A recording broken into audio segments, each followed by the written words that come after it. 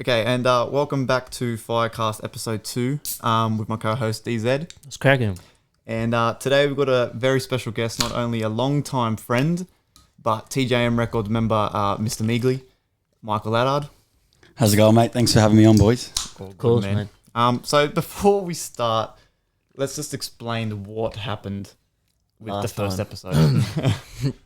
Well, we sat here for about 2 hours and we were talking some shit. we talked about good stuff too, man. It was interesting, but we lost it all.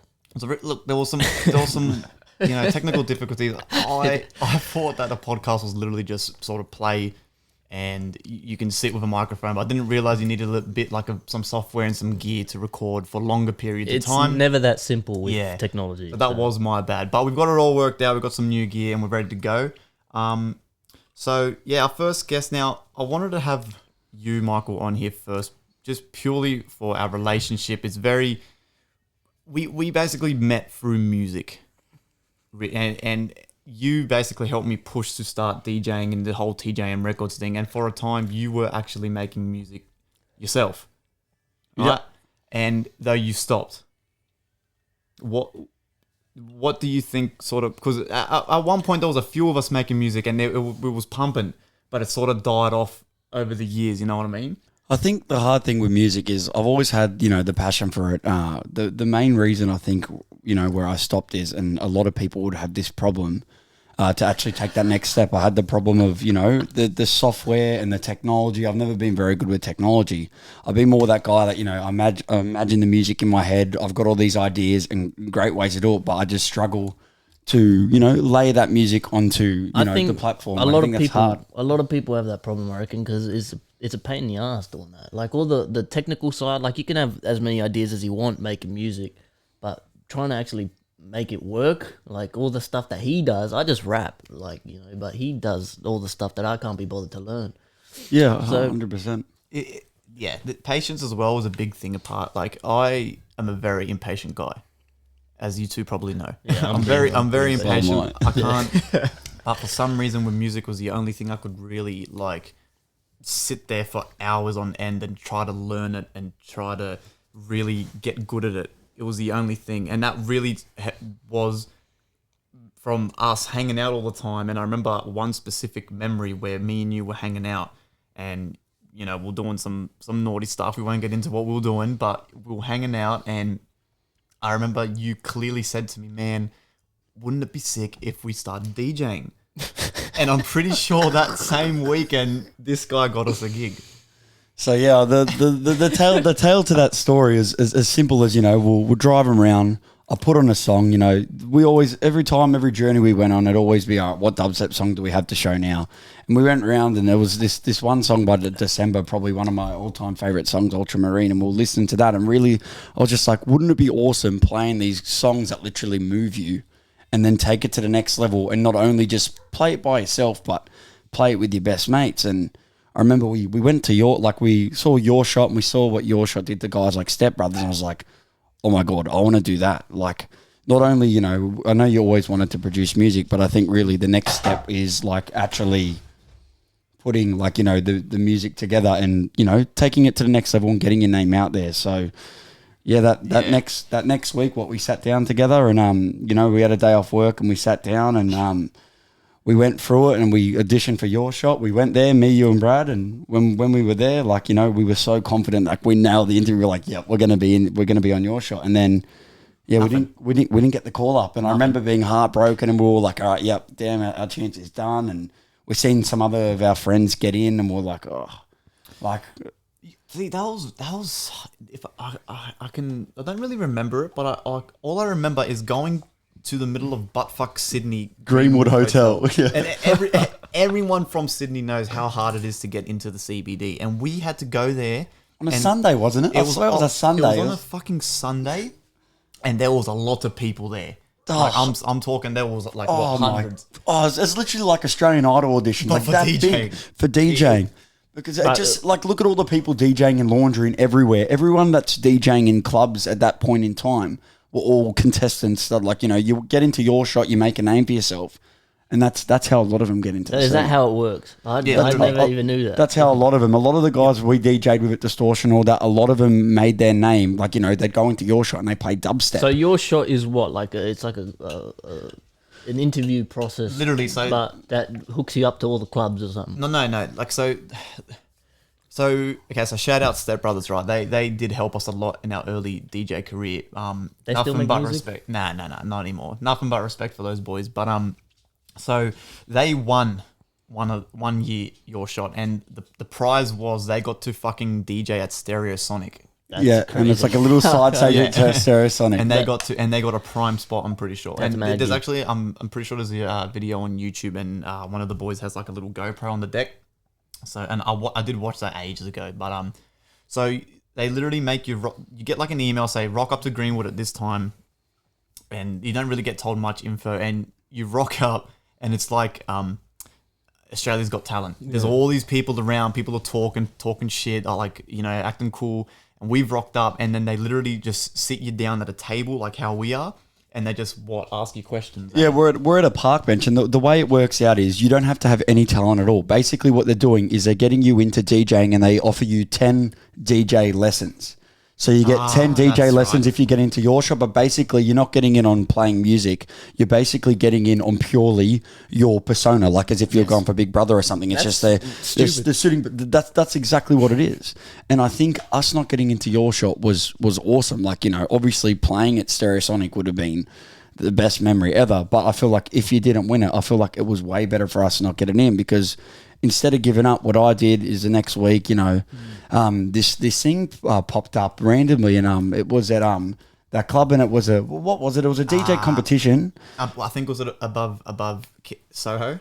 It was above Soho, and it was above a club in Sydney, in the heart of the dirty old King's Cross. and it was just a random DJ competition. I was like, it's probably like, there's no chance of this. I was like, you know what? No, I'm just gonna do it. And then that, like 2 days later, I get a call up, and they're like, hey. We'd like to, you're in, and we're like, I was like, wait, well, you're in. It's like, how many of you guys are there? And then I frozen thought on the spot. So we hadn't ever had a discussion how many of us boys would DJ, but we were a big group all into the same thing. And I go, all right, give me a sec. I called all the boys separately, and I was like, all right, look, Iggy, you're not going to believe this, but I got us a gig. It's like, what do you mean? I was like, it's a DJ competition. We can go there. And it's like, how many of us can do it? I was like, all right, I'm just going to find out. So I call her back, and she's like, how many? And I was like, 5. And she goes, 5? Let me just ask the manager. So she asked the manager, like, all right, yep, you can do it. So we're like, think about it. No one's ever been seen DJing 5 people. Yeah, that's mad. motherfuckers, That's fucking cool. Like, don't get me wrong. Like, we learned, like, it is not the most practical thing ever, but to us, like, it was hard. DJing with 5 people, you got to go 2 songs each. You basically... You crowd for space, and we have never ever had any DJ training. Zero, Bro. Zero. Not any. They don't offer you any. It's meant to be like a DJ competition for actual DJs. Yeah. But we went DJ. And then, so listen to this, right? So then what happens is, say a month or whenever the fuck the gig is, we get hyped to practice, and we buy like fucking shirts and shit, and we ended up bringing a busload of motherfuckers. Right? I'm talking busload. No, not a mini bus. I'm talking a bus. We bring 30, 40 motherfuckers. No, right? heaps. We rock up, and once again, we're fucked up. We're blind, and we're just having a good time, and we're so drunk, and we get to I've never seen one of these decks in my life. Right, I rock up the big fucking proper club deck. It's got 4 mixers, right? We couldn't even turn the cunt on. Oh my God. We couldn't even turn the God, decks on. boys, we're all mangled. And we're fucking sitting there, we're blind as fuck, and we're going, what the fuck? And then one of them, shout out again to Mo B, he starts panicking, going, man, how the fuck do we turn this on? I don't know what the fuck we're doing. And we're all just kind of like laughing and freaking out at the same time.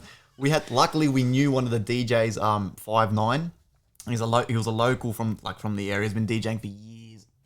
And we had to call him over to help us turn on the fucking DJ deck. We had no idea what the fuck we were doing. Did you play well or what? No. The fuck no. No, not at all.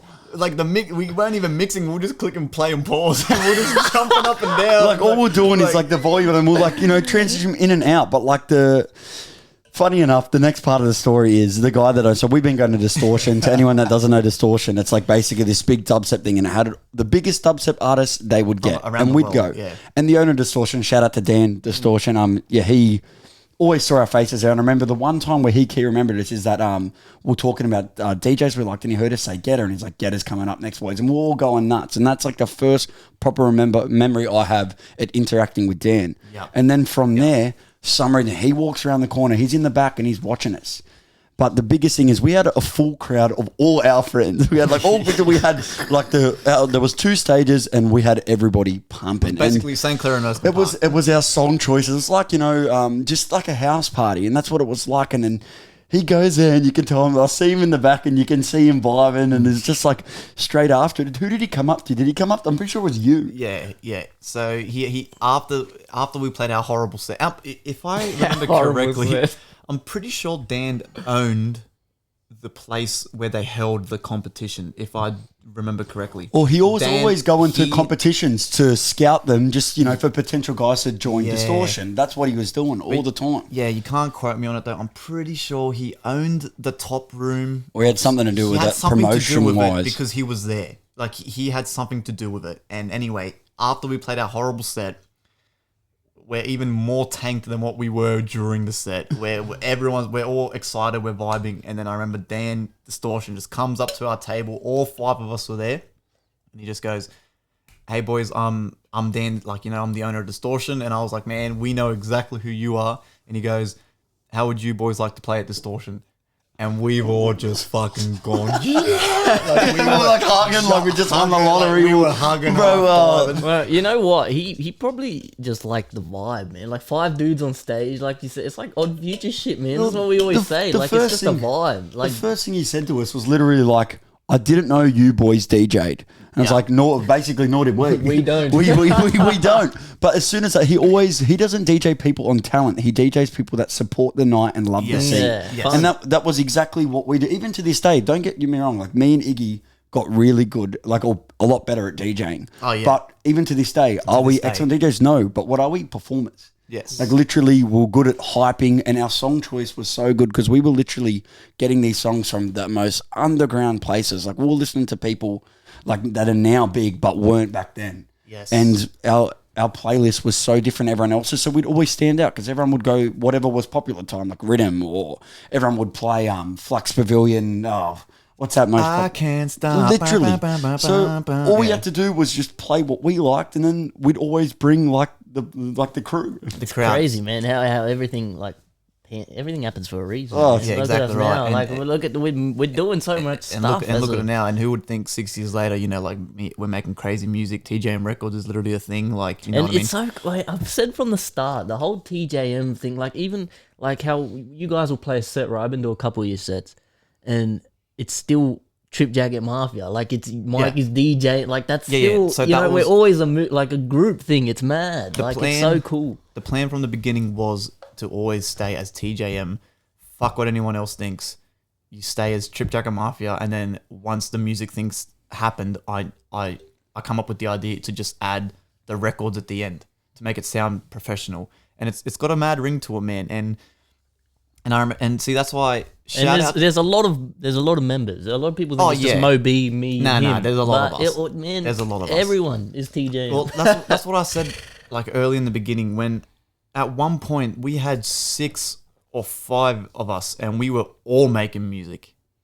All of us. So cool. And even Michael, at one point, he was making music, and he even released a song that was like good, like it was decent, and it was getting shared by, like, at the time, Conductor, which he was one of our idols at the time. Oh, the interactions we had and stuff, like the memory that you're talking about. I remember we're at my house, and in my room, I was there with Mobsy, and me and him were on FL doing tracks. Yes. And then in the other room, we had Brad Diamond and Iggy working. At one stage, it was like a full production studio. Yes. And just our houses, and it was so good. But I think, you went 100% commitment, and like, you were like the 1% really. And although I just fell in love with the DJing side of it, I more so pursued that, and like to support you. I mean, you were in the song. What was the song where you did the beatboxing? Oh, that was also another good story. That was a good time.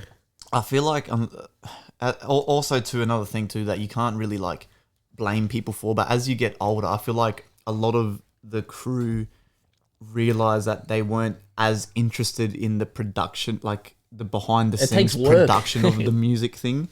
But I sort of felt like I kind of fell in love with it the most out of all of us. So, you know, obviously as you go getting older, people sort of take separate interests and go sort of down separate paths, but we're still together. Like you're still mates with these people, but everyone sort of takes their own separate path. Doing their own thing. But I sort of committed 100% to the whole music thing. You got to be to someone like, to be honest, we're biological brothers. A lot of people don't know that either. Oh, yeah, by the way, for anyone who doesn't know, me and DZ are actually related. Like, same mum, same dad. Same, yeah, but everything with full blood. I've known him for a long time, my whole life, and not finding out that he does music was a bit of a shock, because especially the stuff that you do now, because you got to get good at what you do, you have to have some foresight and be able to know that you got to put in a lot of work. It's going to be a lot of like trudging through shit you don't want to do, but the end result, you got to have some vision for it. You know what I mean? Because learning all these programs, like even now, I'm only just learning how to record my own shit at home. I'd always come here and record with him because I had no idea. Yeah. I just put words together, literally.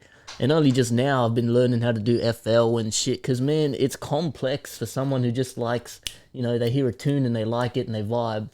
They try recording their own stuff and they don't realize how much work you actually need to put in to produce something listenable, you know what I mean? So it was a bit surprising when I found out that you fucking went into that. I think it was a big surprise to everyone, even myself, really, because like even through school, I couldn't like. I was probably borderline autism. I couldn't like, concentrate for longer. I couldn't concentrate for like longer than 5 minutes at a time. You need Like, patience. I wouldn't go to class. I get in arguments with my teachers. Like, and even when I did music, the music class, that class, woodwork and art were the only 3 classes I probably went to every single class. And even back then, I didn't enjoy music as much, which I wish I knew I loved music back then, because obviously I would have gone to music and paid more attention and yada yada yada. But as soon as I left school and started hanging out with Michael and the boys, like on a regular, like at one point we were even hanging out on weeknights. Like we were going Wednesday, Thursday, Friday, Saturday, Sunday, go to work Monday, Tuesday, and then we'd get together Wednesday for dinner. We're seeing each other more than you see your own family. My own family. and the music from there, like, and what were we doing every single time we're together? We always had a speaker on, and it was Listening always to like music. top music at the time. Like I remember when I first like come into the group, because obviously I met you through my brother, and then me and you got really close simply from music. And I remember through all those times I'd come in, and straight away you would always have a set playlist. You'd have dubstep, and I was just like, oh my god, what the hell is this? And it was always literally everything was hanging around. Like everyone was chatting, talking, having drinks, but music was always the main point. It connected everything else, and all the conversation, everything flow off it. Half the time we go out, the best part of the night is simply us sitting around a circle, listening to music, and listening to music, and everyone goes song for song for song, and like that passion in music, like honestly, like it's the best thing, because we all had such similar taste, and it is generally a genre that, you know, was not popular at all. It was very, you know, and we all fell in love with it instantly, and it was all really connected from you. Yeah, see, we were the weird kids because we liked dubstep. So yeah, you guys, man, see it's crazy. Like you guys have that passion for music, obviously, and you love listening to music. But I don't have the patience to listen to that much. Like it's so hard for me to find new music unless I stumble across a song or someone's playing a song that I hear. Otherwise, my Spotify playlist stays the same. It takes so long for me to add a new song. Like, do you look for new music and shit? Yes. I basically have it as like a part-time job. Yeah. So especially even back in the day I struggled to do that. especially from back in the day when Mike is saying when we were all hanging out, I'm pretty sure. So say there's a group of about 10 of us, maybe 11 boys. And I know for a 100% fact that we would all go home from hanging out and we would all search for new music to come back the next day and show each other just to try compete. It was kind of like friendly competition, like who's got the best song of the night. So we'd always have the key 10 songs that would always be played. Like we'd have like a classics that we, you know, we'd go and play like, you know, the Zomboy Immunity when that was at the time. But other than that, it was always like, oh, I got a new song to show you, and it was you go around the room and you're the champion song, and you know that your song's really good because then the next day Iggy be hitting me up, Mike, what the hell was this song? And you're sending screenshots. crazy. And then Like- I've built my playlist from back in those days, and even to this day now, I've got all those playlists on the time. So it just goes in times. Like it's crazy, man. And this was back in the day too, when SoundCloud was like the only source of music. That was the in thing. SoundCloud. Now it's fucking dead. Like, SoundCloud sucks. I didn't even. I love SoundCloud. See, I'm stuck in the past, and you know, I love it. I like it, but like I got into it late. Like only now putting my own stuff on there. I just upload my stuff and that's it. I don't really search and dive in, but it's cool. I've always liked the concept of SoundCloud. I think it's a cool platform. It's very good for underground dubstep. I think that's the main thing, and why I've always stayed with it because I find that's really good for underground based music. Yeah. So SoundCloud, I could never delete it or whatever because of all the old stuff I've got on there. Like it's all key music in like my life, but it is fucking dying, which sucks because so many people got exposure through SoundCloud. But I feel like nowadays you have to change. Music will change. It's got to change with the times. And at the moment, Spotify is obviously the biggest thing until the next app comes out, and then it's all gonna just switch and fade, and then just transition to the next big app, really. And Yeah, we should probably explain this again. yeah. We haven't. Yeah, okay. So, something we said in the first episode, this thing here probably looks like a brown dildo in the camera, but as you can see, DZ brought this in the first episode. He said that this is going to be our 100th episode cigar. This is episode 2. This is episode 2, by the way, because the first episode happened. It's just obviously not going to be uploaded because it's just we couldn't get it done properly. But failed. On the 100th episode, this will be smoked with 2 guests. I guess Mikey would be on here because he is the first guest. Whoever's on. So at the Mr. time. Meegley and one other person. What other lucky? What other lucky contestant? This is going to be chuffed the whole thing on the podcast. So that's, While we talk, 100. This is number 2. So we've got fucking 98 to go.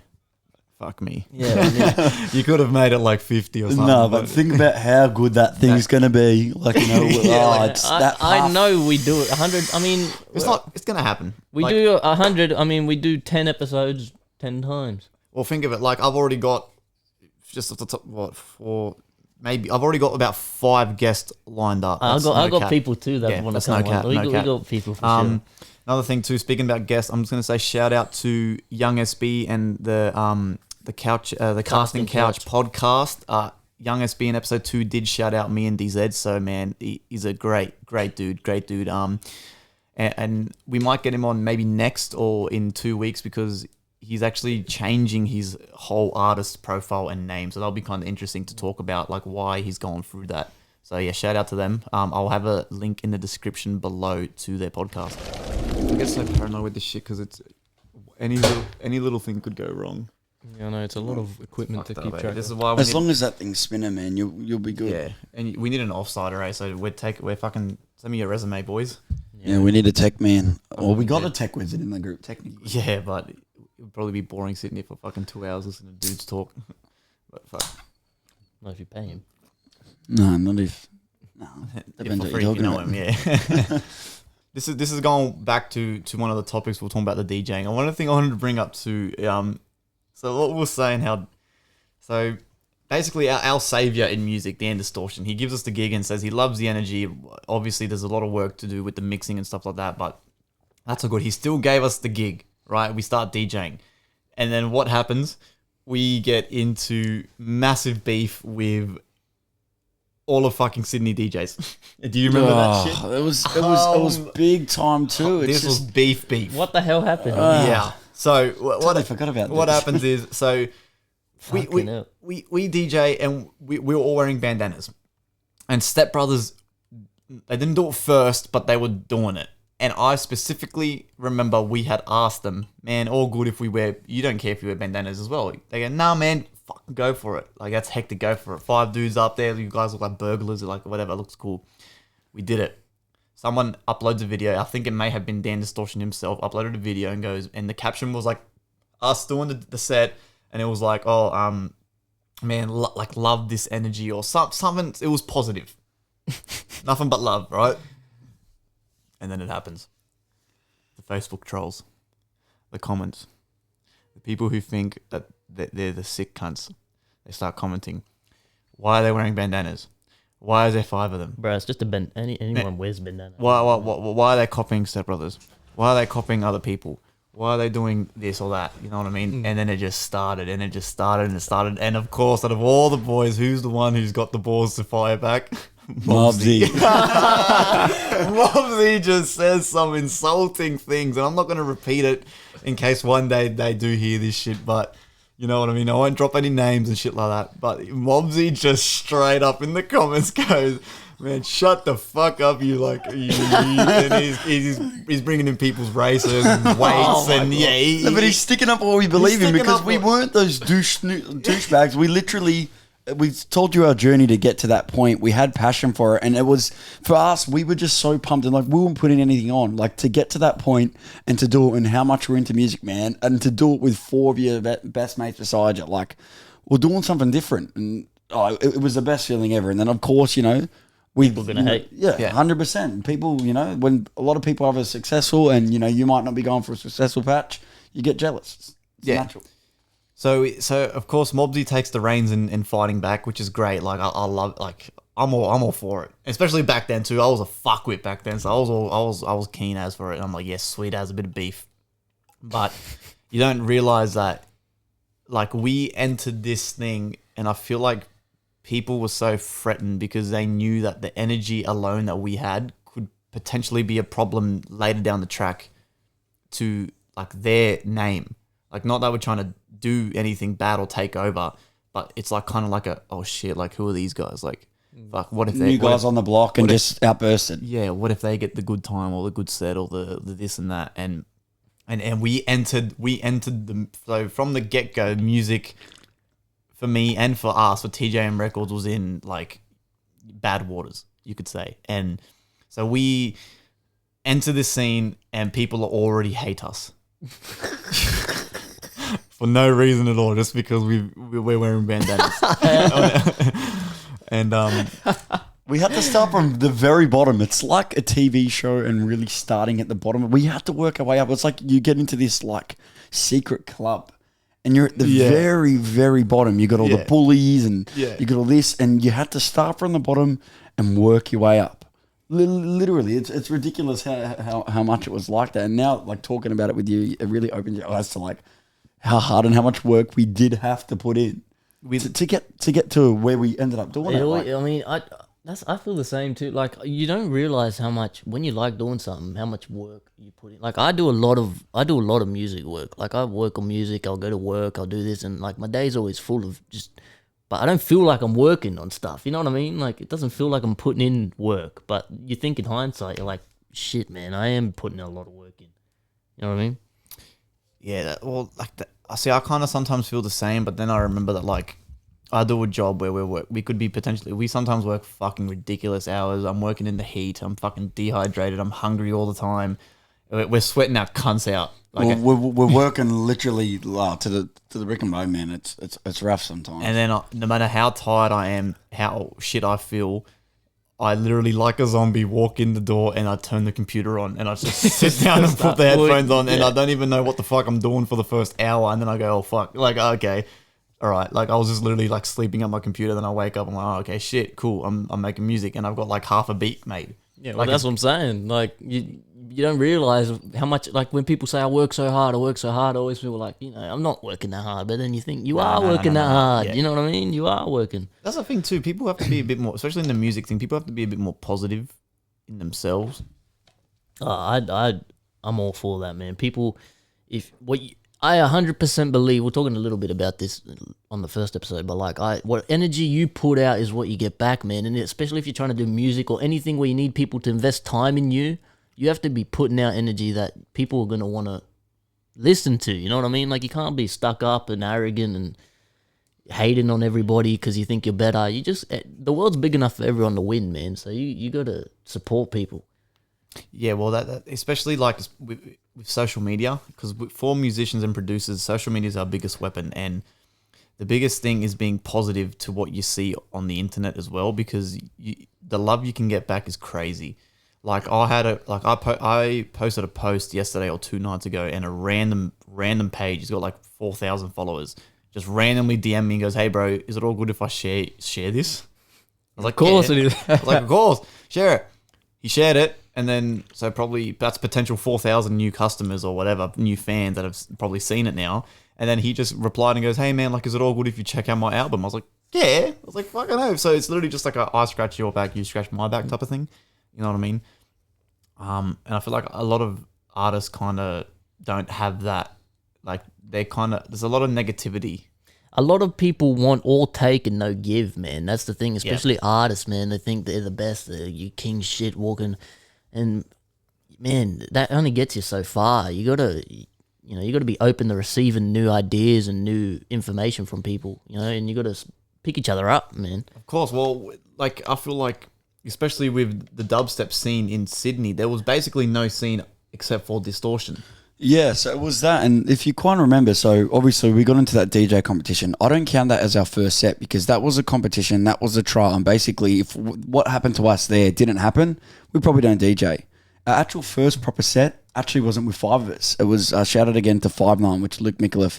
He got us a gig at Candies, and it was for the Splice and Dice, and same thing. The people headlining that thing, both had bandanas on. And yet again, here we go. We got two guys in the back. We've got bandanas on. Oh my God, these guys have bandanas on. I'm like, oh, here we go again. But literally, back room of Candies, back in the day, Candies was like, it was full of heaps of creatures. Oh. So many creatures, and you'd go there and you'd sweat, and everybody was off, doing naughty shit. Yeah. And we go in this back room, and basically the front room is all gay, Melbourne bounce, house crap. You go into this back room, and it is just this bass heaven, dubstep and fucking. Oh, we go on there, and our main thing when we went into that set was, all right, we've done a lot of mistakes. I remember the first set, I stopped playing one of his songs. I made a big mistake, and that really shook me. But at the same time, I picked myself up and went, nah, we're good. We practice harder the next time, and we were like, all right. This time, I don't know why we made the decision to do two of us, but either way, we did two of us, and we got two of us back behind there. But don't get me wrong, the whole time we had the other three boys literally right behind us. So you've got a brick arch, and in the brick arch was like literally, an archway, and you have both of us there, and in the back I've still got videos of that first set, and that set we nailed. Literally, we basically played two artists, like Conductor and December, which was two of the reasons we're into melodic dubstep so much, and that really got us off there because not only did we have distortion, but other than that, we'd always play in the Candies back room when Luke Micallef would do a takeover, and it'd be like, "That's right." What year is this, by the way? Like, because people we haven't. I don't think we said that. Like, what year? So we're in.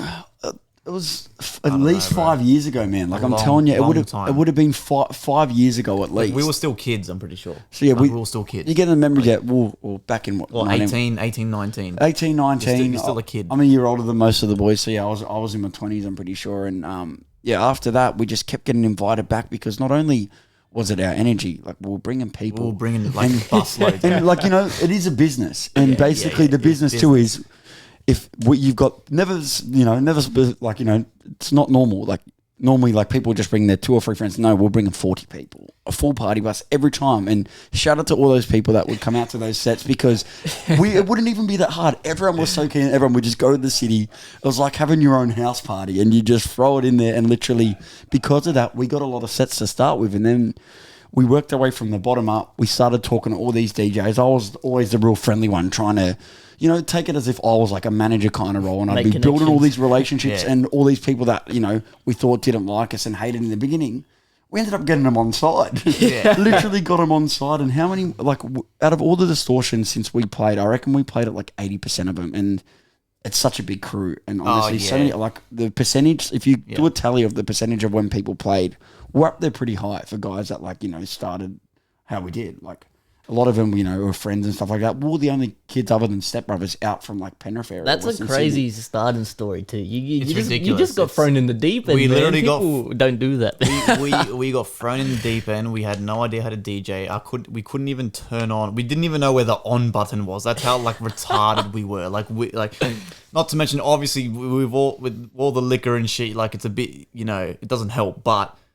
You know what I mean? I remember. Do you remember how nervous we used to get before sets? I'd be shaking. I'd be wanting to vomit. Sweating. We'd go to each other. We'd be hugging each other. It's going to be each other up. It was brutal. When you actually sit down and think about all that emotions, but then as soon as we get up there, once we knew kind of It what we goes were away. doing, it was nuts because The nerves go away. Do you remember the platform we had without even organising it? We had you and me would take the reins on the decks. We'd have Diamond would be the tech master. The Hawkeye tech master. So he would watch from a distance to make sure no one was making any mistakes. Like that was his job. If we had a fader on too much, or mistakes, I was going to press the wrong button, he'd be there just hawking and he'd stand at the decks, bopping his head. And then you had Brad was That's a hype dope, man. man. Brad was a Sick. hype man, It was and Brad sick. would jump in front of the decks and basically dance. Get the crowd to dance with him, and he'd dance. And then Mobsy, we got him on the mic, and he'd MC, or same thing. He would be another hype person, but more so MC and MC. Mo B, by the way. Mobsy's Mo yeah, B. Mo B. Mo We B, should have Mo been talking B. about him. So I think Moby will be the next episode. yeah, I mean, Moby. He's been mentioned a lot. Yeah. and you got, I mean, like our live shows now will be kind of similar, wouldn't Well, it? why do you think? I can't wait to play live, I man. can't I'll be in wait. my element. I cannot wait because the live. You think the live shows are crazy? Then you wait to the live shows now. Yeah, I That- know, that shit. man. And They're that gonna was be from the off very chops. start. The live, like that was, we didn't even plan much of it. It just come naturally. come naturally. because we get up there. We weren't shy at all. We'd start dancing around in the songs because we knew these songs were crazy. Like these songs were pulling out were ridiculous. So when the drop come out, how many times will we get like a The crowd will go, oh, like it was. Like Do you the remember crowd. the feeling? The best feeling I think DJing was we played at Greenwood Hotel and this place was beautiful. We had this full nice Heineken stage and we come together and to this day it was the best set we ever played. It was five of us. We worked well as a team. In this place it was Noiser was the headliner, so it was drum and bass. So that brought a huge crowd. Oh, bro. And we played out of our feet. Like we were playing at like a peak time. We had a lot of clashes, but we had a full room. Yeah. A completely full room, and it's like I'd say the size of a church is what it reminded me of. Like that's Yes, how like, it was like a cathedral. Yeah. And I don't like. I'm telling you, bro. We had people in the crowd doing this shit, like giving us love heart symbols, bro. And I remember when the set, like we got there's an iconic photo of us, all five of us, love that behind the decks, bro. And then I remember when the fucking set was over. This is no fucking. Like, no joke, no exaggeration. I had, like, some fucking German backpacker come up to me, hug me. He's, like, almost about to cry. And he was like, bro, that was the best set I've ever heard. And I'm just Oh going, my what God. the fuck? And mind you, this is all while we're piss drunk. Like, so we are literally just, it can't, like you said, it was a natural feeling. And it's one of those things, that's why I know that We're doing the right thing. we're doing the right thing. At least I'm doing the right thing with my life. But on the DJing, we DJ'd fucking everywhere. hell, so many places, and it's like such a cool story to tell. Like the fact that I might have not got into that producing role. The memories I have with DJing, even to this day. Every now and then, as soon as distortion pops back up, we're always first on that. Like not first, but we always get asked to play. It's always like And- the options there. And we, you know? we always, no matter how long it's been, we get back together and we do the same ritual. We come over a week before the thing, we practice, we get there, we Yeah. practice, we go up there.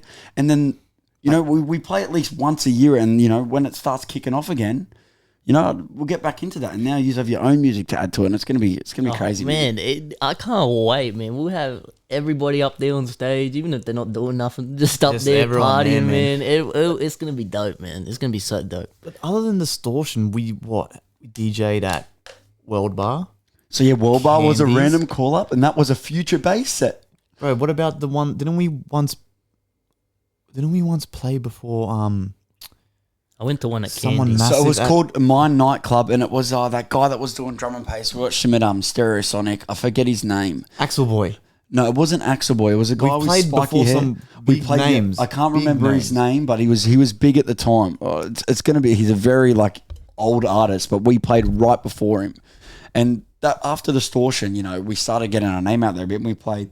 It wasn't for what was it called? It was Bass. It was called Bass. Bass event. And that turned into Mine Nightclub. And from Bass, Mine. one night, the guy loved us so much. He's like, oh my God, your energy's good. We actually did a TJM night. We were the That's right. headliners. We hosted. and we booked our own DJs. We hosted the night. Oh, and that's we- sick. Bro, this is all while we're so inexperienced. Mm. That's why I wish. It's just our energy in it. I think it was just our energy as a group, how we'd handle the pressure on the spot. And, we actually, you look at it now and we actually had a lot of good, we had one of everyone. I was pretty good with people skills. You were you were good at handling the crowd.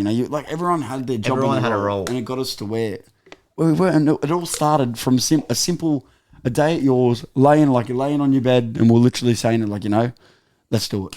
Let's start this thing. You've been talking about it for a while. Let's do it. And from there, so much happened.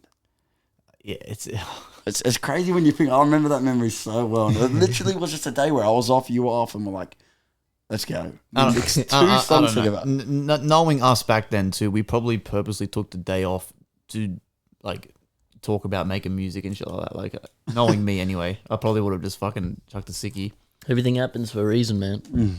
Which is weird too. Which sucks about COVID too, because if COVID wasn't a thing, we probably would have already done a show by now. Yeah, I mean, but even COVID, Surely. like COVID's given us a lot of time to like the music we're releasing now. It's the best stuff we've ever released. It's Both of it's us. good, man. It is good. Doing our single things, how I release whatever I want, you release whatever you want, Mobsy releases whatever you want. Like the dynamic we have, and then as soon as shows come back on, we just get the whole band back together, have Mikey on And the we just decks. You know what I fucking mean? pump it, Like Everyone's got their role, man. Everyone's got their Yeah. role. Well, quickly on the music thing, man. DZ Final Boss Level 1 EP is out, produced by me. Link in the description. My song Bad Medicine and District E is also out now. Link in the description. we have a lot of stuff all the time, man. You got to yeah. follow the pages. Follow the pages, Keep man. up. Keep up, bro, because you will get left behind. I drop remixes, singles all the time. I don't Yeah. even know. Sometimes I just wake up one day, and the song's out. You don't even- I'll record, I'll get it mastered, and then I'll release it that same day, and it's just without warning. The workflow. That's another thing, man. I've been told by many people they reckon our workflow is kind of like not normal. Like we're The rate at we the rate. Well, the rate, the you rate. know, a lot of people who release the music, man, they got to listen to Russ. You got to listen to Russ. The stuff he says, man, he says that Smart. to Russ. People like he didn't blow up. Like people think, oh, you need to go viral. You need to go viral. It's not about going viral these days. Yeah. It's about It's the building an grind. organic It's the fan grind. base. You need to provide value to someone. If you got 200 followers, you could be so talented. But people aren't willing to give you your time until you're providing something of value. Think about yourself and what you put your energy into, what you watch, what you listen to, and then think about if your neighbor was like, look, I just dropped this, you want to check it? You wouldn't check it out. You know what I Exactly mean? right. Like, you Yes. need to find value. So that's why I always love what Russ says and what he's done, man, because he's paved the way really to be independent and make a lot of money just off yourself, man. He does everything himself, and it's from building an organic following by releasing stuff. He said you got to be releasing stuff every week. Every Yeah, week you got to be doing weekly. something. You gotta- yeah. Once a week you got to be dropping at least something. Provide value. That's So another that's what thing. I try to That's do. another thing too. They think that like for Instagram, for example, the analytics of Instagram, there's if you want to try grow your Instagram page, there's no point in not posting. Basically, you have to post something daily, That's what Russ, Once a day. The thing, like once a day. once you're established and you have a big following, then fair enough. People will wait on your stuff. You know, if you're like, you know, J. Cole or Kendrick, they can go years without dropping an album. They'll drop it because they're established. But if you're a no name and you're dropping stuff once every 6 months, people are gonna lose interest quick, man. They're not gonna wait around for you. Yep. They're really not. So you got to be dropping stuff weekly. At least something. That's what I try to aim at. I drop a one take or a song or something. Like, you know, you got to be active. Put yourself out there and you'll see things change, man. Okay, so a question I want to ask to the both of you. This is something we also talked about in the first episode. Was do you guys actually believe in the whole? I don't believe it. I truly don't believe people can blow up with just one song. No. I think it's bullshit. I And mean- there have been artists out there that claim it's happened, but I don't think. I think it's all bullshit. I think the guys that claim that they blow up off one song or one Instagram post or one YouTube videos, they're the kids that their parents pay for everything, and they've already got a bit of money, and they spend $5,000 on marketing, and that's my belief. That's a pretty specific assumption, but It does happen, man. It definitely happens for people, but it's, I mean, like the rarity of that happening. But it definitely happens. I mean, plenty of people have. I was going to agree with you saying, yeah, people do, especially in the bass world. It is very rare scenario, but there are cases where people actually, you know, where they do. But what I think it is like an example I'll give to you, Iggy, is one of my favorite dubstep songs. It's Intro Styles Catalyst. And that song, right, he was a one-hit wonder in the dubstep songs, and that song is brilliant. You showed me that song. But basically, you have a look, and he doesn't have really any other songs. But although he might not have blown up, that song blown The up. song did, but he And- hasn't. But he hasn't. And to this day, when I go through, like, this song is so old. When I go through my top songs, I'll always play that song. And so it's funny how you say that. Sometimes that song might live forever, but the producer might not. Exactly. So it's a kind of like catch-22 with it there. But yeah, you're right. Like, think about Spaghetti. And back in the day when we listened to Spaghetti before he was big, he was producing songs like how many times? Like twice, 2 to 3 times a week. He was producing dubstep songs at the top tier. And that comes to being consistent. Oh, but there was like, he was doing so much. And these, like, with dubstep songs you never heard, he had such a unique sound. And he was producing them so much. You remember the memory where we met Spaghetti? Oh, one of our idols. And we sat and he literally was like, you meet some douchebag DJs, like you were mentioning before, that you've got to give back to the people. And you've got to, if you're not going to put in, then, you know, how do you expect to be treated like that? And this was the first DJ I met, and he was the one to this day, the nicest DJ I've ever met. There's a few of them off the top of my, like, you know, Dak Jenners was awesome, Prototype was mad, Bomber was cool, but Spaghetti, let's go Top. back to See, that's another thing too, though, is that we have also met some fuckwit DJs, and I'm not going to drop any names once again because I'm not about that. But one of these guys was actually Australian, and that was so heartbreaking to me, man. Because I remember this specific memory where we had DJ'd, and I've gone into the green room. For people who don't know what the green room is, that is where the DJs hang out before or after the set. That's where the dude DJs take the girls back. They get drinks, we drink, whatever. It's basically where the superstars mingle. Not saying we're the superstars, but you know what I mean. And obviously, that was such a good experience. I love being treated like royalty. Yeah. And that was at where was that at the uni? The uni stage. I forget what that place was. Manning Bar. Manning Bar. That was my favorite the place. University of Sydney, I think. But anyway, I go in because I'm a fucking DJ. I've got my bag in there, right? I go in there, and straight away, people just look at me like as if like, why am I in there? And I'm thinking, I'm a fucking DJ, you fuckwit. Like, what do you mean? I go in there, and I see this DJ who was one of the headliners of the show, and I was like, man, fuck, like, man, bro, like, how I fanboyed. I was like, man, fuck, like, I'm a massive fan, whatever. Like, I played earlier, yada, like, whatever. And he kind of just, like, looked at me, like, didn't shake my hand, didn't really respond. And then a couple of workers were like, oh, like, do you kind of mind, like, kind of giving him a bit of space? I was like, what the fuck? I was like, all right. Then I grabbed my bag, and I literally grabbed my bag, took the whole bag out of the green room and just walked out. I was like, fuck this. I'm going to hang out with the crowd where I feel like I belong. Well, people got egos, man. Of course. But in other instances, like going back to Spaghetti, we met him and he literally was like hanging out after he played his set. And we went and spoke was to him, in like, the crowd, Spag, he come out in the crowd, and it was like he had a set, and it literally was just us boys and a few other people. And it was my favorite set up to that point. Didn't it was we the best ask him to play a song and then he ended with it? So we spoke to him before he got there, and we told him like how much we loved him. I told him what my favorite song was, and what that song where the chick sings the that, remix, yeah. the remix. Then running out. Yep. I was off. Oh, man. Okay, look, I can't remember that song, but like this is like the bit where you'd plug that song, right? And literally, he ended on it. And as he ended on this song that we told him was our favorite by him, he looked straight at us. And he was going, and we were like, and like the thing is, like, we were two randoms that simply just supported him. And he went the extra step and was like, you know what? I'm going to make these guys. And like, we will never, ever forget that. And I think that's what's so important if you're producing music. Whatever you do, you leave that lasting impression. And although we're just two people turns into how many people because, you know, then we, you know, share Spaghetti. Like, it's simple business. But not only that, it just shows, like, I'm telling you, like, it separates the cream, like, you know. And that's cool too. Like, I mean, he probably doesn't think about that too much, but you two. No, he wouldn't remember it. That's why. Like, wouldn't it's remember and being able to give that to people is special, I think, and that's all. And people take that for granted, man. Musicians, but I'd love to do, like, even people now, just for the fans that we've got now that are actually dedicated and listen to everything we drop, man. It's so heartwarming, man. It really is that feeling. People, and it's just. Feeling.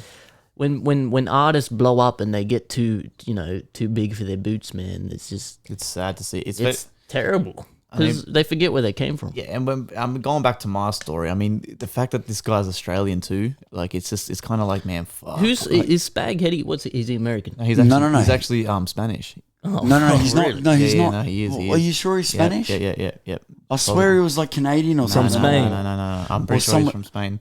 I don't know if Google. he lived. No, he's not. I don't think he's. Does he still make I'll find music? it. What's our Yeah, tech, he does, but he tech kind of. guy, Jimmy, pull up. Yeah, can you just find out where Spaghetti's from? There's no Jimmy. Jimmy's on it, mate. Don't worry. There's Jimmy. There's Jimmy. So I know Iggy's right. He's from Spain. He's right. Yeah. And want to know how I know? Did he have I'm an right? accent? No, yeah, he does have an accent, I but didn't think he was Spanish. He didn't sound yeah. Spanish. Do you want to know how I know that? I remember this because on the night, that same night that Mike's talking about, I said, "Hey man, are you Spanish?" And I said something to him in Spanish, and he responded in German. No, he responded in Spanish, obviously, but that's what I'm saying. Like that's because, and then me and him were kind of like just having a bit of a laugh, and I can't remember what I said. Do not ask me, for the life of me, I cannot remember.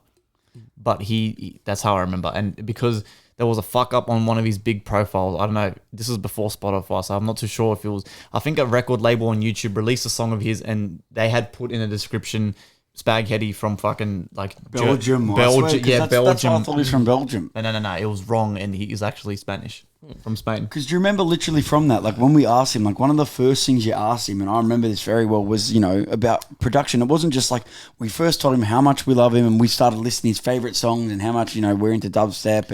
And then from there, he was talking about production. We're like, bro, We asked him what he used, eh? We're like, yeah, what do you use and how do you do it? FL. And he literally told me he'd sit on a plane, he'd sit on his laptop, and he was always making music. He said, I can't remember exactly, but he didn't start with dubstep. He started with like weird, like He was a making garage beats. Yeah, beats, and like the thing is, he naturally just told us his whole story. Like it was just cool because not only that, like we were guys that wanted to do something so similar, and we really gathered that together, and we were doing not the same thing, but we had a goal, and really learning other people's goals and how they did it. It motivates you in a way to like, you know what. This guy had done it from nothing, and it just goes, so can you. Inspires you, man. Yeah, 100%, bro. It was so cool, But bro. it was just, So it was simple. All he did was spend 10 minutes of his time while he's out, instead where other DJs just hide backstage. No, he come out in the crowd, and he was just hanging out for 10 minutes, and he probably would have had more fun. And I remember every time, do you remember when we played back at that Greenwood set? I remember at one point, because there was 5 of us, I went and got a beer from the bar, and I was drinking a beer while watching them, while I was actually DJing. Like, there's so many times that we just go have a drink break, we'd have a beer, and then we'd go dance in the crowd. So many times where, once I get out in the crowd, everyone's picking me up. We'd always, like, one person would just jump in the crowd and just simple crowd reaction. But although a lot of those guys are our mates, like, all the other people watching them go, who the hell are these guys? Who the fuck are these guys? Who are these guys? And, like, all of them, they was just... We were having such a good time, and it was so natural, but, like, none of this was planned. It's how the happened. music It just made you happened, feel. That's how you know you're doing the right thing, man. I'm telling you, when it just life will steer you where you need to go. Yeah. Life will steer you where you need to go. Well, so going back to the first question I asked about calling bullshit on the people who believe that they just blow up over one song. Another question this is also another question I had actually asked DZ in the first episode, but obviously we're not going to hear it, so I may as well ask it while we've got a guest here. Is do any of you two believe that you can sell your soul to the devil for fame and riches, to sort of just like fast forward, so you skip the grind and then people just fund you? I truly believe that out there somewhere, there's not a devil, but there is a group. There is a devil.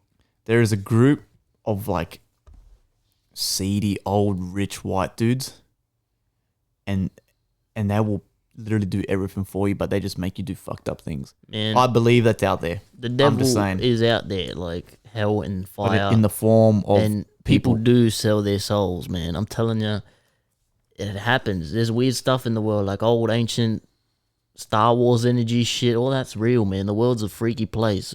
People think it's so far fetched, but look at life in itself. Life's crazy enough, man. Why is it so far fetched that there's evil, ancient energies and things and battles going on that we can't even comprehend? I don't know. I think people sell their soul to the devil, but I don't think it's necessarily you pick up some black magic book and anyone can just do it. I think once you gain a certain level of influence, you're going to be tempted by certain things. You will be approached. And you have to have that mindset where, you can do it yourself and you got to, not give in to these temptations. But I think people do it for sure. Yeah, no, I definitely believe there's a devil, and I think kind of, redefining what, DZ said is like, people will, life will present themselves like shortcuts and ways where you're like, all right, so I can try and do it this way, skip it this way. And you go for this short route. And in the end, you know what I mean? You kind of sell yourself to the devil and you don't get the outcome you want because you go against who you are, what you believe in, and it can blow up in your face just by taking like a simple shortcut or doing something the wrong way. Like as we talked before about not giving back to the people in those simple times when everyone would come up to us at sets and say how much they loved the set. Like we'd generally give them a thank you, and I was like, I was just like we always gave back, and we met so many people, just like people from all like North Sydney, Camden, like so many different people just from that, and we made so many friends to the point when we were going to the festivals, these guys would like wave at us from like across the room, pull us together, and like it was just so cool. Like it's literally how there was negativity to the community, but at the same time the community was it was just cool. Like it was just a very different experience that like I hadn't experienced before. You got to stay humble, man, and the reward's greater if you do. If you put the time in for your fans and the people who are listening, coming to watch you DJ, if you put the time in to show them that you appreciate them being there, more will come. Like it's just the way of the world, man. What you put out is what you get back. So you got to stay humble and be grateful for the people putting time into you. Yeah, I see. I'm all for that, being humble and shit like that. But something I'm going to bring up too, which I think is also overlooked, is I personally believe that the EDM community, not in Sydney, this is now out of Sydney, I'm talking like on a world base, I reckon it can be fucking toxic as. Every community can be, man. Have you seen Rocket League? The fucking bruh, man. Community. It doesn't matter what you're. Even Star Wars. We all love Star Wars. Toxic people out there, man. And their opinions and thoughts that enrage you. You look at this thing and you're going, "Oh my god!" Like, dude, like you're calling yourself. You're in a fanatic Star Wars group, but you don't know. You haven't watched a cartoon and you don't know certain like just little things like that's a little thing. Or you claim to be a fanatic fan of Star Wars, for example, and for some reason you don't like episode 2, 6, 8, and you only like half of episode 5. Like, I mean, that's people's opinions are one thing, but the thing in these communities and anything you're into, like it's being able to respect other people's opinions. Like Star Wars is the prime example. Like Star Wars, man, people hate certain movies and this and that, and they attack anyone who disagrees. But like, man, you got to be able to talk about what you love in a respectful way. People are gonna have different opinions to you, man. But like, you don't need to. And a lot of the time, I feel like these people that are so toxic are just doing it for fun, man. Like, and you take them full serious, and they're just having a laugh. They don't even believe what they're saying. There's literally people who just troll for it, like just because we know quite a few of them. So do I. I got mates who fucking love trolling. I got a brother for one. They just troll for no fucking reason, and then like that's another thing that. Like, think of it, like if you're a producer or whatever, even if you're just trying to follow a dream or pursue a goal, it could be hard because so personally me, I can't really relate because I don't give a fuck about people's opinions, and I'm very fortunate, and I guess we kind of got that from my mother. Thick skin, man. Our mother's very, very, very thick-skinned, so we got that from her. But there's people out there whose brains function a little bit differently than ours. Too sensitive. But you can't really blame them because, like, imagine making a song. Like, imagine our first EP, right? Supervillain, and we put so much effort and time. But we were making that shit for fucking what was it, like 3-4 months? It was only 5 songs, dude. So yeah, it was. But that's what I'm saying. I was coming home. We dedicated blood, sweat, and tears. Was that right when I first got the job with you, Ashfelding? Mm-hmm. It was. Mm-hmm. So this is when I had changed jobs. I was working long hours for the first time in years. I was fucked every day. Every day I was fucked. And I was coming home working on that shit because like I was so fucking excited for it. And then we upload it, and then imagine just seeing the first comment is some fucking random cunt, and he just goes, this is trash. Like, you'd be like, wait. To me, I just kind of laugh it off. I kind of fight back. I argue back. Like on YouTube, I'll upload a YouTube video, and someone will comment, this doesn't make any sense, get to the point. And I'll comment back, like, shut the fuck up, like, I fucked your mum, or some shit. Like, I like fighting back, because I know the saying is true, you can't troll a troll. Yeah. Right? I'm a fucking troll. Like, I troll all day at work. I have a laugh. It's all about just, having a laugh. So you can't troll me because I'm a fucking troll. If you troll me, I'll troll back. But there's people out there who aren't trolls, get trolled, and they get upset. I take it to heart. They take it to heart. That would suck. Like that would literally suck. I mean, it's something you develop too. I mean, I'm nowhere near as bad as you. I mean, I like, obviously making music, you're never going to make music where everyone likes you. It doesn't matter who you are or what you do. But like, and I've definitely gotten better too. Like, I don't really get it much at all, but occasionally there'll be a bad comment or something. It's just, I've learned now to just ignore it. Like, I don't really care. But, at the start, it used to affect me a lot more than it does now.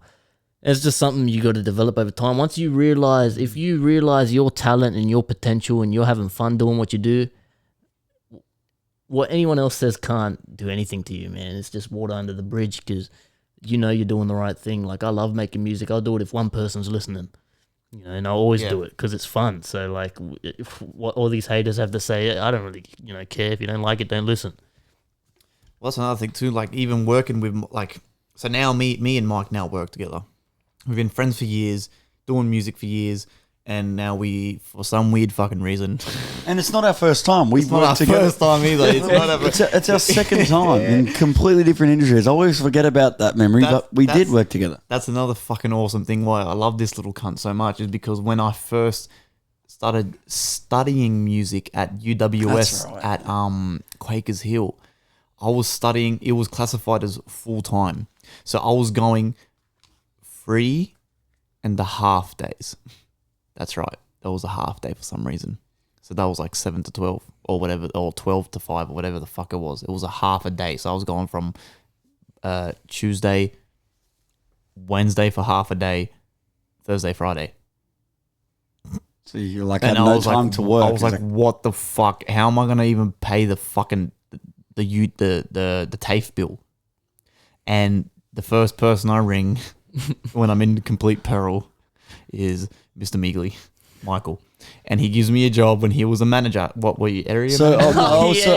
I was a restaurant manager I was working at flipping Guzman burgers for Gomez. fucking $20 an hour. Making burritos, and because I was a restaurant manager, and I basically did the roster. Like, who's gonna hire a guy that can work 4 hours a week? And I'm like, that's no worry, brother. I didn't need people. I was like, I can do this for you. So I get him in. I was like, I don't care what they say. You're gonna come in here. Like, don't get me wrong. Like, this comes in, speak Spanish. Lots of funny stories and times in there. But the main thing is, he wanted to pursue music, and I know he was really stressed about, obviously, it's like whenever we go to uni to study something, you also need, money to come through. You need support. And although it wasn't heaps, it was enough where, it's going to be very hard for him to get a job without people knowing. But I was in a position of power where I could do that. And although it wasn't practical, it wasn't too hard of a job. Like, he was just simply there, making burritos. And every time, like, I had all these guys, like, 5-year experience where I was like, no, get off the line. And just be me and this guy on the line, making burritos, just first chilling, burrito. laughing, having a good time. And the whole time, we're just talking about music. And our plan, it was literally like a business meeting while we're rolling burritos and making enchiladas. And again, everything happens for a reason, man. You had that job. Everything happens for a reason. Everything falls into place, man. Like, I was literally goddamn rolling. Like, how burritos. lucky is that? Like, Well, that's what I'm saying. What think about it. what are the odds of, like, one of your mates who's like a high up boss in a fucking fast food franchise? it was a By the way- Mexican restaurant. By the way, this is fucking Guzman Y Gomez, Yeah, right? chill, This G. is like full on. Like, we're working with motherfuckers who are only speaking Spanish, and they all know that Michael can't speak Spanish. And I've rocked up, and I'm for what? For at least 10 of those workers thought I couldn't speak Spanish either. Yeah, I told him coming into the job, I was like, look, bro, there's people talking shit about me. And I what I want you to do is, look, he doesn't sound like, although he might have that look to him, like, you're not going to 100% pick it. And the way you talk, so you're like, no way. So he comes in, people knew he was kind of my friend. So I played that bit, and I was like, do not tell him you can speak Spanish. And yet again, I was like, they're the two, listen to them. And as you go along, he's listening, you take over. But That's the fucked up thing too, is because fucking Alejandro and fucking Pedro, whatever the fuck their names were, they were speaking their Spanish lingo, Juan, and I'm sitting there and I could hear blah, blah, blah, blah, blah, blah, Michael, blah, blah, blah, blah, blah, and I was like, I was like the narc. I ran straight to the office. I'm like, bro, they're fucking talking shit, bro. I knew it. These dogs. Like, these cunts talking shit. And I remember, and I remember, I'm kind of spewing the way, even though obviously Michael knew about this, he didn't give a fuck, but No. the way I left that job, I kind of regret, because it was the only job in my life that I've actually just walked out of. Because I remember once, after about So I studied for like what 2.5 years, whatever the fuck it was, or a year and a half, whatever I did a Cert 3 and diploma. So however long that is at TAFE. As soon as that was done, obviously I was then looking for work where I can get back on my feet and earn some okay coin. So I applied for a couple of afternoon shift jobs because then my plan was to then, I don't know why I thought this would be a good idea, but I thought I would work on music during the day. So wake up early, like 7, 8 in the morning, work on music all day, go to work at night. I don't know why. I thought that would, like, you get the same amount of time in the afternoon or morning, doesn't fucking matter. And then I remember I applied and I was literally at Guzman Y Gomez Parramatta. I was there and I got the phone call from a work agency, and if people don't know what a work, and like American people probably don't know what this is, but this is like a company where they find you work. I'm sure they have similar things. Yeah, they do it for you. But anyway, they ring me and they say, man, you've got a job. It's $26 an hour. It's afternoon from 2 o'clock to 10 o'clock at night. And I was like, yeah, fucking awesome. When do I start? And I'm expecting, in a week, 2 weeks, whatever. They go, oh, tonight. I was gonna say tomorrow. Yeah. No, tonight. And it's midday. It's fucking midday. And I've gone, okay, sick. I'll be there. Hung up. Message Michael saying, bro, I'm so fucking sorry to do this to you, but I've got a jet. I've got the job. And he just goes, yeah, bro, all good. Just tell the person who's in charge. Because you remember at that point in time that what happened was I got transferred. So because we work for corporate, right. I got transferred from Parramatta. So I left him and he's still employed, but he's done this while I got moved off into a city. So I went to manage West Side Sydney because I got to do, not important, but I went to do that. And then while he was there, literally, because that'll happen, he just not come in. They're like, oh yeah, could they switch management? They went from corporate to like a franchisee. So like a person come on board it where we were just working for the company. Yes. And then that's kind of how it kind of worked out well because he just started fading because only doing this one shift where I was hooking him up. But we always knew that was just a filler job while he was doing that. And we knew as soon as it didn't get as much, he could do something else. It was just a quick solution where I was like, look, bro, you starting next week. And then it was as simple as that. That's right. See, I didn't So remember what? that. You didn't put in a letter of resignation? No. You just stopped going. It's the only job I've had where You're still employed there. Yeah. Technically, I still work there. But it's simply because they switched from corporate to franchise, which is how that could happen. Because, he started doing like a week of not working there. One of the guys that was filling in at the time just messaged me and they go, oh, what's happening? I was like, oh, he's not doing shifts because I knew his situation. So it was just like, although he kind of walked away from it, just it's the same thing again. Everything happens for a reason. It collided perfectly. I had to go away, and it probably worked out for the best because then he started his new chapter, and it's just funny how things work out. Falls into place. Yeah, falls into place, man. See, I totally forgot about that. That's right. I was by myself, surrounded by Colombians and shit. I was by myself, right? And then I remember messaging him. He goes, "Bro, it's all good. Just message whoever's in charge." And then I remember hung up the phone. At this point, I've already started packing my bag, and I was working on the line. And people who don't know, on the line, I was literally the motherfucker helping make the burritos. it's a production line. It's a production line of food. You're putting the beans on the plate. I was putting the beans, flipping the fucking burger, passing it down to the next guy, whatever. So I then go into the office, and the poor lady who was in charge, she was a lovely lady. She was probably the only one I liked. And she just says to me, I go in and I go, all right, look, I'm so sorry, but I didn't even say the words I quit. I said, I'm going. and then she just looks at me, and then in Spanish, by the way, she goes, did you just get offered a job opportunity? And I replied, I was like, yes. She goes, good money? I was like, a lot better than here. And she goes, okay, sweet, go. She's like, see ya, good luck. Never seen her again. Never spoke to her again. Yeah, and that was it. And I literally just left. Didn't even say bye to fucking Juan, Pedro, Felipe, Rodriguez. Didn't say bye. I just left. And that was it, bro. And then I'm on the train back to Sydney, get my car, get my work. I didn't even have fucking work boots and shit, get my shit. And I've just gone in sneakers to this random factory in fucking, where was it? Like the back of fucking, Mitchinbury or some shit. Yeah, you've had a lot of jobs, man. I've had 2 jobs in my life. I Yes. worked at Red Rooster and now at Coles. And that's it. Once again, this comes back to the whole impatient thing. Once I hit the maybe 1 year mark of a job, that's when I start to really look at myself in the mirror and go, man, what the fuck You am need to I change. doing myself? But I feel like working with someone you're so close with, like Michael and his brother Brad, that kind of gets voided. Makes it feel less. It like makes work. it feel like, because bro, we go to work and we're talking. How we're talking now is how we talk at work. We're doing flashbacks 24/7. We're doing plans. We're doing all this. We're doing that. Like, even bring me onto the podcast. Like, we talk about everything. So At although work. you're working your ass off, A, you're earning money so you can accomplish your goals. And then B, when you're working a 14-hour day inside, it doesn't matter, because not only do I have my brother there, I have a mate there. And for Iggy, he's got two of his best mates. And it makes it better. That's because at the mad. same time, it voids all away because you're doing all this talking at the same time without really realizing it.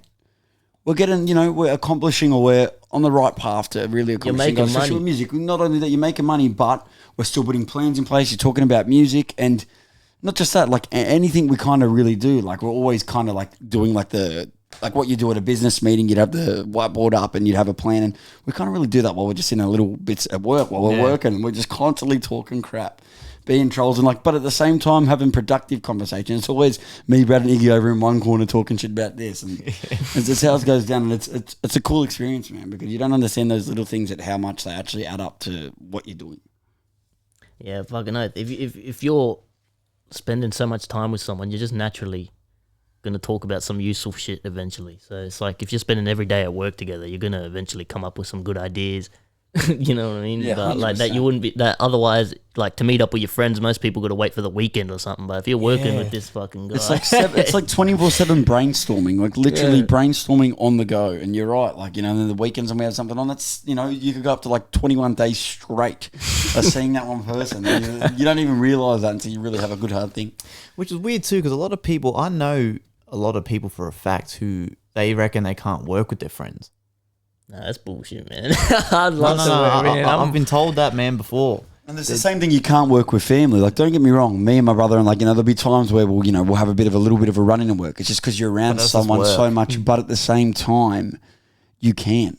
It's kind of like sport. Depends what you're doing too, I feel. Yeah, but it's kind of like sport, though. The old saying in sport goes, "What happens on the field stays on the field." It's the same thing. But with if you're work, bro. if you're a lawyer, right? Say you and your best mate got law degrees and you're both trying to be a lawyer, then that's a little different to tarring the roads or picking Yeah, letters. of You know what I course. mean? It's totally different. Like, Yeah, I think like- it suits the kind of work we do, because we all have our roles. Like, we're a lot of the time we don't see each other all the day because I'll be stuck on a role or something. But at the same time, there's still all those points where you're connecting together. Where, as you said, you really see your mates like from a Friday to Sunday. But when you can go we're at work, as Iggy said, like up to like 12 hours, 18 hours. it's a long. And even time. when we've got to go work a Saturday or a Sunday, I don't mind it if I'm working with my friends and my brother boys. and that, because we're all earning bank. But at And the same hanging time, out. yeah, like Getting paid to hang out. It's the Hannah Montana, man. It's the best of both worlds. we're getting paid to hang out.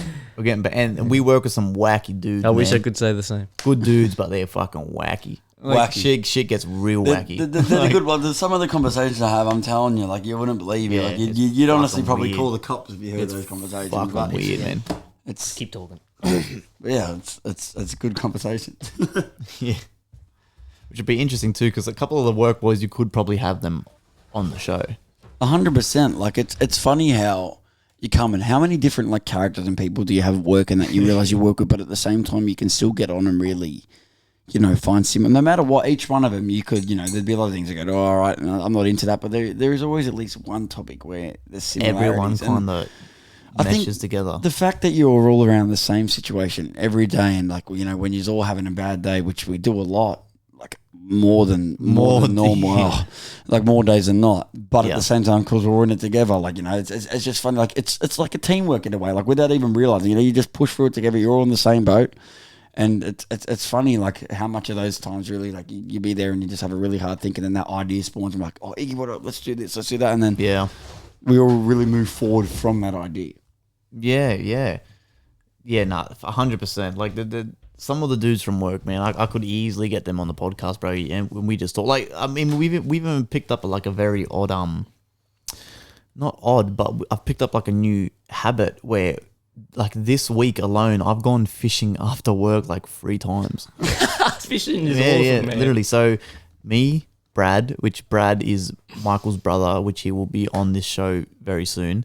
So if you hear the name Brad, so you all know, me, myself, Brad, another fella, and another fella from work. We've been finishing work, not coming home, but going to a random lake and just fishing with bread and corn. and I personally haven't caught nothing yet, but two of them sent me a photo because they went yesterday and I didn't go. He caught one of them caught a fucking fat ass fish, like a monster fish with bread. So that just goes to show, bro. Like we're just doing just random shit with these dudes, bro. And these are guys like I've had many jobs before, and all these jobs in the past, like I used to see it as a lot of these dudes I couldn't really hang out with outside of work. But this company is kind of different. It's like, well, fuck, these guys are kind of cool. like you know everyone's what I mean? so different, but like the age span is like what the youngest person is. Probably me. Probably you. And like, well, when Jordan works, it was Or younger. Brad. No, Brad. Brad's the youngest. Brad's the youngest. So it ranges really from 24, and the oldest guy Like is like 50. And like you can get along with some of these people, like what our boss is like, what in his 30s, and we get along. And with he's like, hilarious.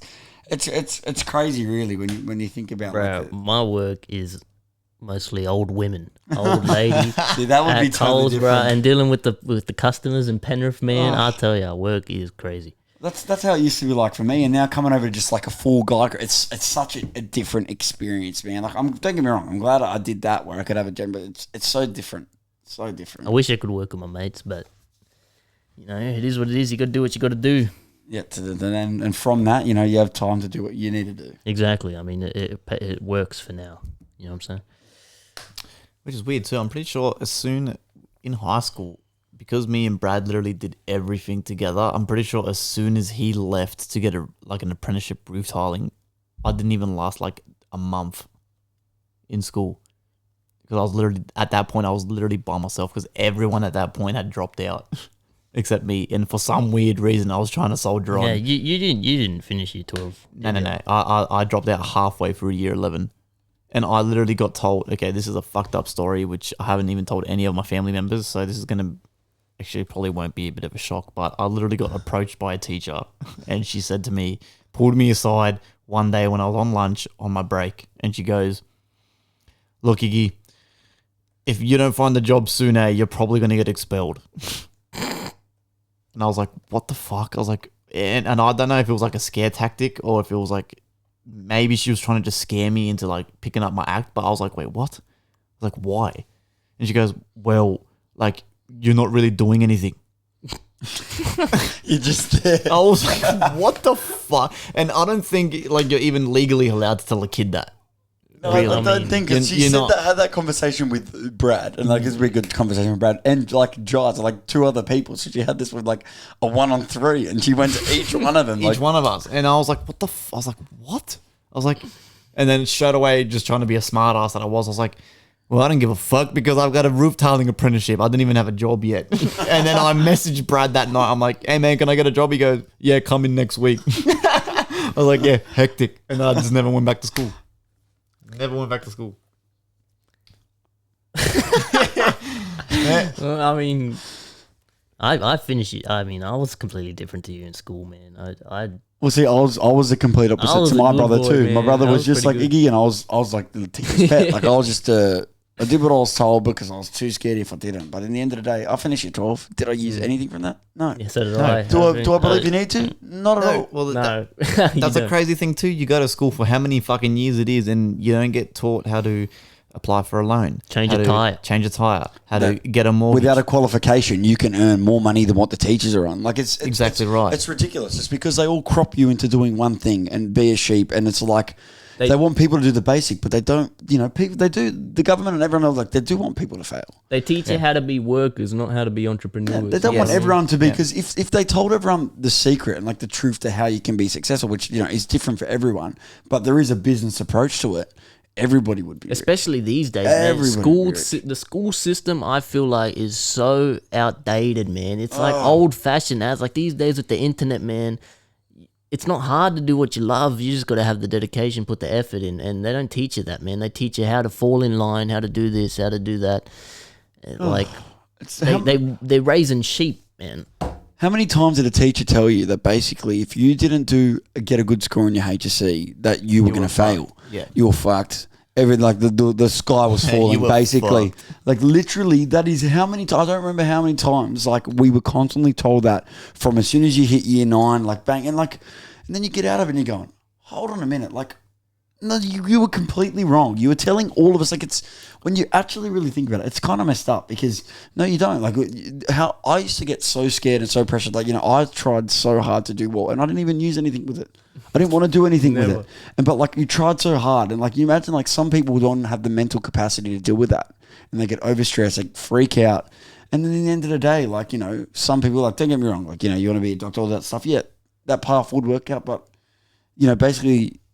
You could do what you wanted to do, and you could still be successful. I think a lot of people these days, that's why they're scared to put themselves out there, is because they know no different. And people look at you. Say you're in school. It's always in school, right? Everyone knew they had that classmate who was trying to do a YouTube channel or something, and people would roast you because people are scared to put themselves out there, man. And I think part of it is because of school and society. You're made to believe that these people who are doing what they love and being entertainers, it's a 1 in a million.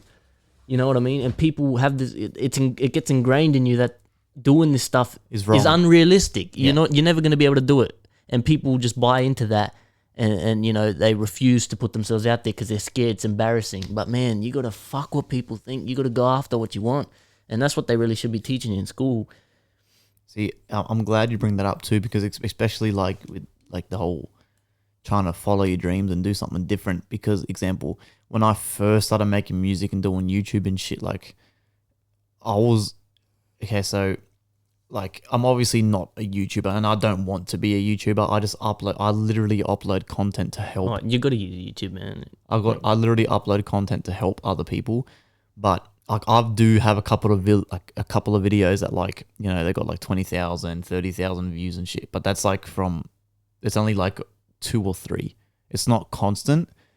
And I remember when I finally cracked that like 30,000 views on a video, I like literally shit my pants because I was like, man, fuck, like what if like a guy that I used to go to school with sees it or like thinks it? And then I kind of stopped doing YouTube for like a solid year, and it really fucked my channel up because like I said before earlier about the Instagram thing, it's about staying consistent. And if you don't stay consistent, the analytics, they drop your viewership and they don't push your video out.